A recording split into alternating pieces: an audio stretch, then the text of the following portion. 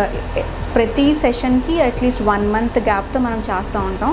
And hair thickness బట్టి దాని length పెట్టి అది ఎక్కడ ఉంది హెయిర్, ఫేస్ మీద ఉందా లేదా చేతుల మీద ఉందా, దాన్ని బట్టి ఎన్ని సెషన్స్ పడతాయి అండ్ ఎంత త్వరగా తగ్గుతుందని మనం మెసేజ్ చేసి చెప్పగలం.